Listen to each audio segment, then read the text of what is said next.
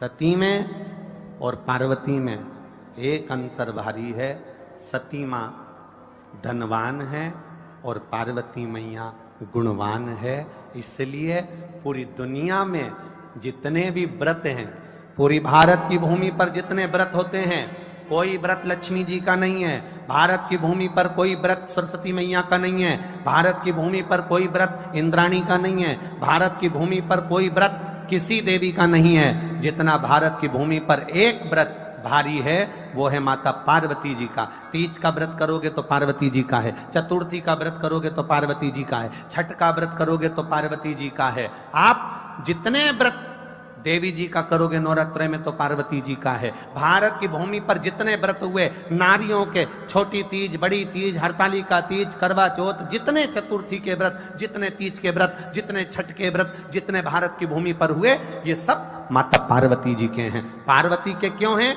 क्योंकि धनवान और गुणवान में अंतर है। माँ पार्वती गुणवान है, इसलिए माताएं उनके व्रत कर कर अपने अंदर भी वो गुण उत्पन्न करना चाहती हैं कि हम भी ऐसा तप करें, हम भी ऐसी साधना करें। हे माता पार्वती, जैसे आपका अखंड सौभाग्य है, हे माँ जगत जननी, हमारा भी मांग में अखंड सौभाग्य रहे। जैसे आपके चूड़े अमर हैं, हे माँ हमारे हाथ में भी चूड़े अमर हो। हे माँ जैसे आपके भाल की बिंदी अमर है, माँ मेरे भाल की बिंदी भी अमर हो।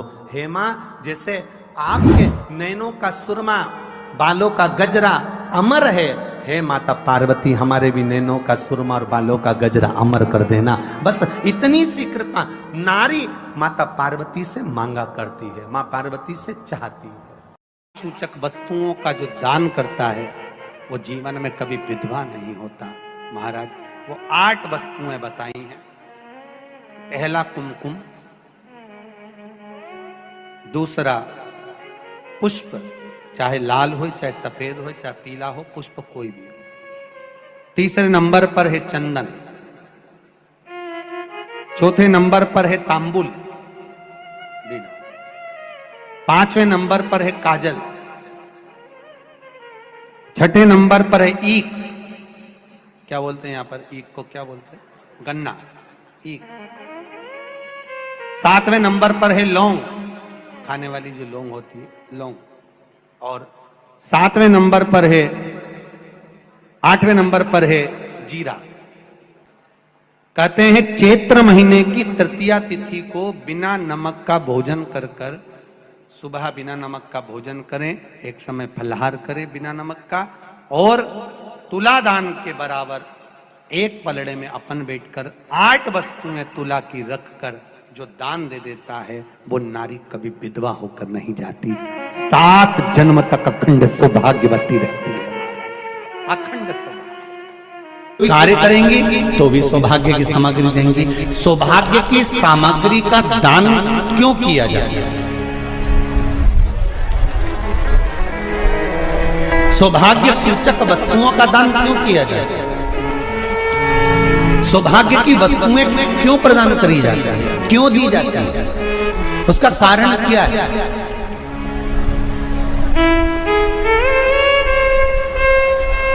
क्यों देते हैं? महाराज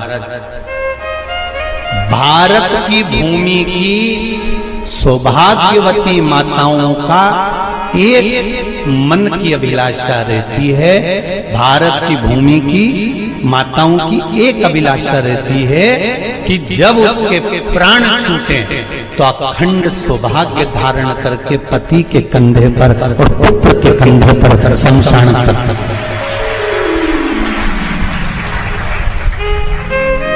ये भारत की भूमि की माताओं की सोच, उनके मन का संकल्प, उनके मन का भाव। और विदेश की माताओं का क्या संकल्प होता है? महाराज भारत का एक संत विदेश गया और भारत के संत जब विदेश गए तो वहां पर एक मां, एक स्त्री पति की कब्र के पास में बैठकर पंखा कर रही थी। भारत के संत को बड़ा दुख हुआ। देखो हमारे यहाँ की माताएं तो पति के साथ सती हो जाती हैं। हमारे भारत की भूमि की माताएं तो पति के साथ सती हो जाती हैं, पर ये तो विदेश की माताएं तो भारत की माता से भी बढ़कर है कि पति मर गया, कब्र के अंदर है, तो भी पंखा कर रही हैं। ये तो इनसे भी बड़ी है, भारत की माता से भी बड़ी ये विदेश की माता।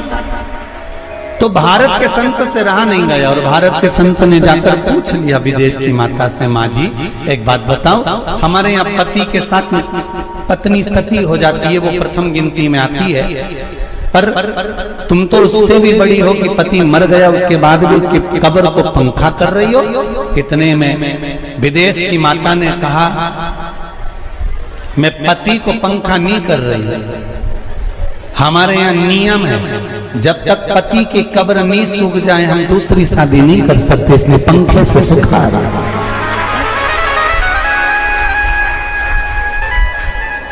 इसलिए पंखे से सुखा रही है। मेरे भारत की माताओं में और विदेश की माताओं में अंतर है साहब। मेरे भारत की माताएं अखंड सौभाग्य की वस्तुएं धारण कर अपने आप को गौरवान्वितता महसूस करती हैं, और विदेश की माताएं ये सब वस्तुएं उतार कर गौरवान्वितता महसूस करती हैं।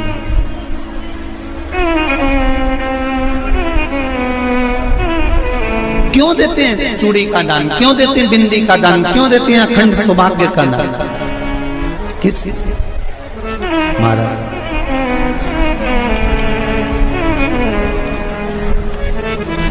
मेरे हाथों में भर भर के चूड़ी रहे, मेरे हाथों में भर भर के चूड़ी, और मैया कोई कामना मेरे मस्तक पे चमकती चूनर रहे, मेरे मस्तक पे चमकती चूनर रहे, और मैया कोई कामना मेरी मांगों में भर भर के सिंदूर रहे, मेरी मांगों में भर भर के सिंदूर रहे, और मैया कोई कामना नहीं मेरे पाँव में बिछुड़ी का जोड़ा रहे। एक बिछुड़ी नहीं, कितनी? 2, 3, 4, 5, एक एक पाँव में जोड़े से बिछुड़ी होना चाहिए, केवल एक नहीं, सिंगल नहीं। वो तो आजकल का फैशन हो गया महाराज, जो केवल एक बिछुड़ी धारण कर लो उसी में फैशन दिखे। श्रावण की शिव महापुराण की कथा कहती है, जब बेटी को विदा करा जाता है और पहली बार बेटी के पांव में जब बिछुड़ी डाली जाती है, तो वो बिछुड़ी भी अलग अलग नहीं होती, उस बिछुड़ी के जोड़ को चेन से एक दूसरे से बंधा हुआ होता। बोला सही है कि गलत? जितने आस्था चैनल पर कथा सुन रहे हैं, जितने फेसबुक पर सुन रहे हैं, यूट्यूब पर सुन रहे हैं, सुन लेना कि मेरे भारत की माताओं का जब पाणी ग्रहण संस्कार किसी बेटी का होता है, उसके पांव में जब पहली बार बिछुड़ा पिनाया जाता है, बिछुड़ी पिनाई जाती है, तो वो बिछुड़ी भी एक दूसरे से बंधी हुई होती है, चेन से बंधी हुई होती है। उसको अलग अलग वाली बिछुड़ी शादी के मंडप में नहीं पिनाई जाती। क्यों? जैसे ये बिछुड़ी एक दूसरे से पांव में बंधी हुई है, तुम्हारी जिंदगी अंतिम श्वास तक ऐसी ही बंधी की बंधी रहे, यही वर्णन है। तो अब माताओं ने थोड़ा सा फैशन चेंज कर दिया, अब पांव में ज्यादा बिछुड़ी नहीं पहनती, गड़ती है, चुभती है, एक बिछुड़ी धारण है। महाराज पर नहीं, बिछुड़ी भी दो हो, जोड़े से हमारी माताएं, भारत की भूमि की जो माताएं हैं, ये चूड़ी भी हाथ में पहनती है तो जोड़े से पहनती है। बोलो जैसा सही है कि गलत है? एक अकेली चूड़ी माताएं हाथ में धारण नहीं करती हैं। अगर भारत की भूमि की संस्कारित माताएं हैं और भारत की भूमि की सभ्यता और संस्कृति को जानती है तो अकेली चूड़ी नहीं, जोड़े की चूड़ी पहनेगी, 2 चूड़ा डालेगी, 4 डालेगी, 12 डालेगी, पर सिंगल नहीं, अकेले। और सरल भाषा में समझ लो, हमारे यहां ठेले पर लेने जाओ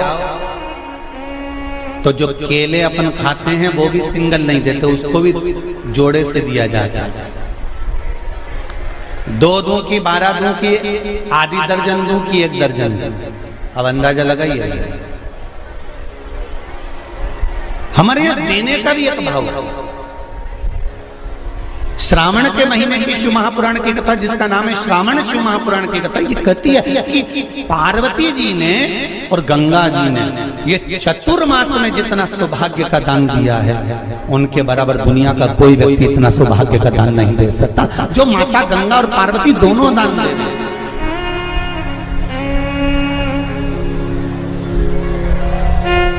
प्रतिदिन दे रहे हैं।